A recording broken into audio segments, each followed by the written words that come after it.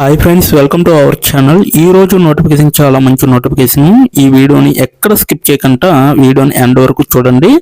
అలాగే ఈ వీడియోకి మినిమం 50 లైక్స్ అయితే కోరుకోవడం జరుగుతుంది. కాబట్టి ప్రతి ఒక్కరు కూడా లైక్ చేయడం మాత్రం మర్చిపోద్దు. లైక్ చేయడం వల్ల నాకు ఎంతో బూస్ట్ అండ్ ఎంకరేజ్మెంట్ ఇచ్చినట్టుగా ఉంటుంది.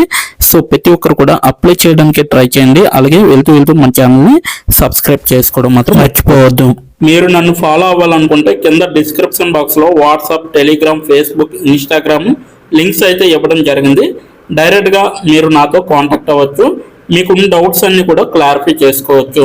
అలాగే ఇప్పుడు జాబ్ యొక్క ఫుల్ డీటెయిల్స్ మనం క్లియర్గా తెలుసుకున్నాం. ఎక్కడ స్కిప్ చేయకుండా వీడియోని ఎండ్ వరకు చూడండి. ఈ రోజు వేకెన్సీ వచ్చేసరికి థాట్ ఫోకస్ కంపెనీ నుంచి ఒక వేకెన్సీ వచ్చింది అనమాట. సో టైటిల్ స్పెషలిస్ట్గా మీరైతే వర్క్ చేయాల్సి ఉంటుంది. ఈ యొక్క కంపెనీ అనేది మనకి మైసూరు, కర్ణాటక, భారతదేశంలో ఉంటుందన్నమాట. 2 గంటల క్రితమే ఈ యొక్క వేకెన్సీ అనేది రావడం జరిగింది. ఇప్పటివరకు ఇద్దరు మాత్రమే దరఖాస్తు చేసుకోవడం జరిగింది. సో ఈ యొక్క వేకెన్సీ లింక్డ్ఇన్ ద్వారా మనకి ప్రచురించడం జరిగింది. అంటే లింక్డ్ఇన్ ద్వారా మనకి ఓపెన్ అవ్వడం జరిగింది. On site full time work అనమాట. సో ఇంటి దగ్గర ఉంటే వర్క్ చేయొచ్చు. ఎలా అప్లై చేయాలనేది కూడా వీడియో ఎండ్ వర్క్ చేస్తే మీకు అర్థమవుతుంది. సో మీ ప్రొఫైలు ఈ యొక్క రెజ్యూమ్కి మీకు ఉద్యోగానికి ఎలా సరిపోతాయి అనేసి చెప్పడం జరుగుతుంది. ఈ ఉద్యోగానికి తగ్గట్టుగా మీరైతే రెజ్యూమ్ అనేది తయారు చేసుకోవాలి. అప్డేటెడ్గా ఉండాలి అది కూడా. సో నీ ఉద్యోగానికి తగిన వాడినా లేదా అనేది కూడా ఆలోచించుకోవాలన్నమాట మీరు. సో అప్పుడే మీరు ఉద్యోగానికి అప్లై చేసుకోవడానికి అవుతుంది. అలాగే నెక్స్ట్ వన్ చూసుకుంటే ఈ ఉద్యోగం కోసం నన్ను నేను ఎలా ఉత్తమంగా తీర్చిదిద్దుకోగలను అనేది కూడా మీరు ఆలోచించాలన్నమాట. సో ఇది మొత్తం అంతా కూడా మీకు ఉండవలసిన రెజ్యూమ్కి ఉండవలసిన ప్రొఫైల్కి ఉండవలసిన క్వాలిఫికేషన్స్. సో మైరాజ్ ఫాతిమా గారు ఈ యొక్క వేకెన్సీ అనేది చేయడం జరిగింది. సో ఉద్యోగం గురించి చూసుకుంటే పాత్ర అవలోకనం. యుఎస్ తనిఖీ రంగంలో నైపుణ్యం కలిగిన అనుభవకుడైన టైటిల్ సర్చ్ అనలిస్ట్ కోసం మేము ఎదుగుతున్నాము. ఈ పాత్రలో సమగ్ర టైటిల్ సర్చ్లను నిర్వహించడము, టైటిల్ను లోపాలను గుర్తించడం మరియు పరిష్కరించడం మరియు ఆస్తి రికార్డులను ఖచ్చితత్వాన్ని నిర్ధారించడం మీ యొక్క బాధ్యత అనమాట. ఆదర్శ అభ్యర్థికి టైటిల్ సర్చ్ ప్రక్రియలు, యుఎస్ ఆస్తి చట్టాలు మరియు టైటిల్ ఇన్సూరెన్స్ అవసరాల గురించి లోతైన జ్ఞానం అనేది ఉండాలన్నమాట. సో కీలక బాధ్యతలు చూసుకుంటే రియల్ ఎస్టేట్ లావాదేవీలు, ఆస్తి యాజమాన్యాన్ని గుర్తించడము, సడలింపులు, తాత్కాలిక హక్కులు, భారాలు మరియు ఏవైనా అపరిరక్షిత చట్టపరమైన సమస్యల కోసం వివరణాత్మక టైటిల్ శోధనలను నిర్వహించే విధంగా ఉండాలి. అలాగే ఆస్తి పత్రాలు, తనఖాలు, పన్ను తాత్కాలిక హక్కులు, తీర్పులు మరియు ఇతర చట్టపరమైన పత్రాలను సమీక్షించండి మరియు విశ్లేషించండి అనేసి చెప్పడం జరిగింది. సో అండర్ రైటర్లు అనమాట టైటిల్ ఏజెంట్లు మరియు న్యాయవాదులతో కలిసి పనిచేయడం ద్వారా టైటిల్ లోపాలు మరియు సమస్యలను గుర్తించడం, పరిష్కరించే విధంగా ఉండాలి. యుఎస్ తనిఖీ పరిశ్రమ ప్రమాణాలకు అనుగుణంగా ఖచ్చితత్వం మరియు సమ్మతిని నిర్ధారించడం ద్వారా టైటిల్ శోధన నివేదికలను సిద్ధం చేసి ధృవీకరించే విధంగా ఉండాలి అన్నమాట. సకాలంలో మరియు ఖచ్చితమైన టైటిల్ సంబంధిత సమాచారాన్ని అందించడానికి క్లయింట్లు, రుణదాతలు మరియు ఇతర వాటాదారులతో సహకరించే విధంగా ఉండాలి. అన్ని టైటిల్ పనులు రాష్ట్రం మరియు సమాఖ్య నిబంధనలకు కట్టుబడి ఉన్నాయని నిర్ధారించుకోవాలి. అలాగే అవసరమైన విధంగా టైటిల్ డేటాబేస్లను అలాగే ప్రాపర్టీ రికార్డులను నిర్వహించే విధంగా చూసుకోవాలి. అలాగే అవసరమైన విధంగా టైటిల్ ఇన్సూరెన్స్ దరఖాస్తులు అండ్ ఎండర్స్మెంట్లను కూడా సాయం చేసే విధంగా ఉండాలి. ముగింపు గడువులను చేరుకోవడానికి అన్ని శీర్షిక శోధనాలను సకాలంలో పూర్తి చేయాలని నిర్ధారించుకోవాలి. అలాగే నైపుణ్యాలను మరియు అర్హతలు అనమాట.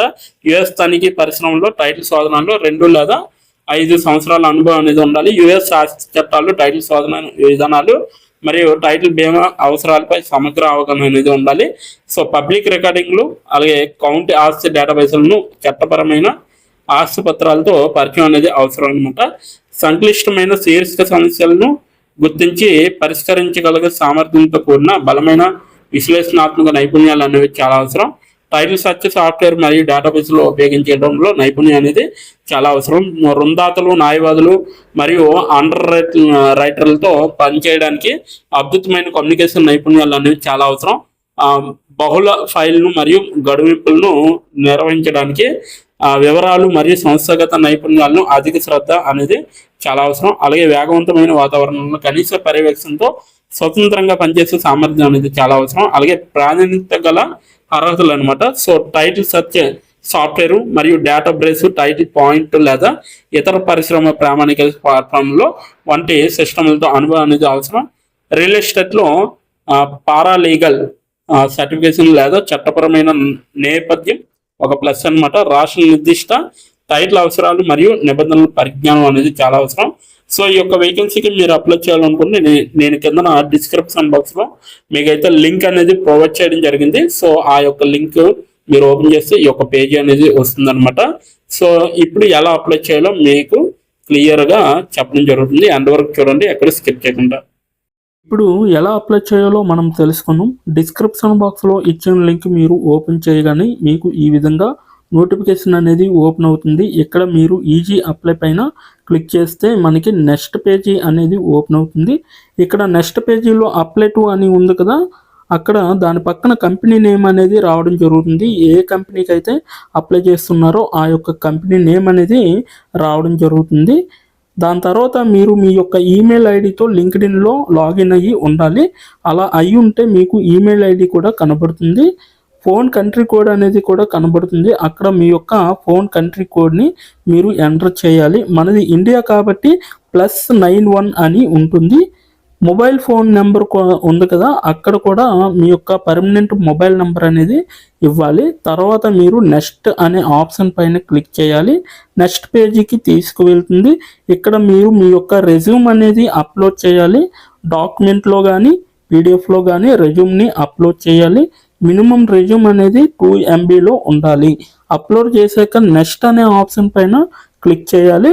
మనల్ని జాబ్కి కావలసిన కొన్ని క్వశ్చన్స్ అడగడం జరుగుతుంది. అవి ఏంటంటే ఇప్పుడు చూడండి, మీరు how many years of work experience అని అడుగుతుంది.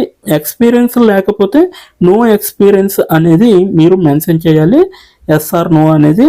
అది కూడా ఎటువంటి ఎక్స్పీరియన్స్ అవసరం లేదు అని అప్లికేషన్లో మెన్షన్ చేస్తే అప్పుడు మీరు నో ఎక్స్పీరియన్స్ అని టైప్ చేయాలి. ఎక్స్పీరియన్స్ ఉన్నవాళ్ళు కంపెనీ నేము, ఏ కేటగిరీలో వర్క్ చేశారు, కేటగిరీ నేమ్ అనేది ఇవ్వాలి. కంపెనీలో ఎప్పుడైతే జాయిన్ అయ్యారో స్టార్ట్ డేట్ అనేది ఇవ్వాలి. మీరు ఎప్పుడు మానివేశారో అంటే ఆ కంపెనీ నుంచి మీరు ఎప్పుడు లీవ్ అయ్యారో ఎండ్ డేట్ కూడా మీరు ఇవ్వాలి. CTC total package of year అంటే మీకు పర్ ఇయర్కి ఎంత ప్యాకేజ్ వచ్చింది అనేది కూడా మీరు మెన్షన్ చేయాలి. ఎక్స్పీరియన్స్ లేని వాళ్ళు company name, starting date, end date, CTC ఇవేమీ ఇవ్వక్కర్లేదన్నమాట. నెక్స్ట్ వన్ చూసుకుంటే what is your level of proficiency in English అంటే మీకు ఇంగ్లీష్లో ఎంత ప్రావీణ్యం ఉందో వీళ్ళైతే అడగడం జరుగుతుంది. ఎక్సలెంట్ అయితే ఎక్సలెంట్, గుడ్ అయితే గుడ్, యావరేజ్ అయితే యావరేజ్, బిలో యావరేజ్ అయితే బిలో యావరేజ్, ఇలా ఇచ్చిన పాయింట్స్లో ఏవో ఒక ఆప్షన్ని మీరు సెలెక్ట్ చేసుకొని మీరైతే అక్కడ మెన్షన్ చేయాలి. నెక్స్ట్ పాయింట్ చూసుకుంటే హౌ మచ్ శాలరీ ఎక్స్పెక్టేషన్స్, ఈ కంపెనీ నుంచి మీకు ఎంత శాలరీ కావాలనేది అడగడం జరుగుతుంది. అది కూడా మీరు మెన్షన్ చేయొచ్చు. నెక్స్ట్ పాయింట్ చూసుకుంటే how did you see this job అంటే మీరు ఈ జాబ్ని ఎక్కడి నుంచి చూసారో అని అడగడం జరిగింది. సో మీరు యూట్యూబ్ అయితే యూట్యూబ్, ఫేస్బుక్ అయితే ఫేస్బుక్, ఇన్స్టాగ్రామ్ అయితే ఇన్స్టాగ్రామ్, లింక్డ్ఇన్ అయితే లింక్డ్ఇన్, నౌకరీ అయితే నౌకరీ. సో ఈ 4 అంటే ఈ 5 రకాలలో మీరు ఎక్కడి నుంచి అయితే ఈ యొక్క జాబ్ పోస్టింగ్ని చూసారో సో అది మీరు మెన్షన్ చేయాలి. నెక్స్ట్ వన్ వచ్చేసరికి మీకు బ్రీఫ్ యువర్ సెల్ఫ్ ఇంట్రడక్షన్ అని ఉంటుంది.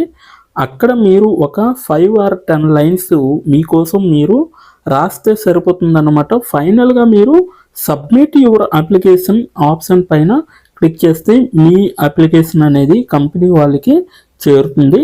మీ రెజ్యూమ్ని చూసి అలాగే మీ స్కిల్స్ని చూసి మీ డీటెయిల్స్ అన్నీ చూసి డైరెక్ట్గా మిమ్మల్ని కాంటాక్ట్ అవ్వడం అనేది జరుగుతుంది.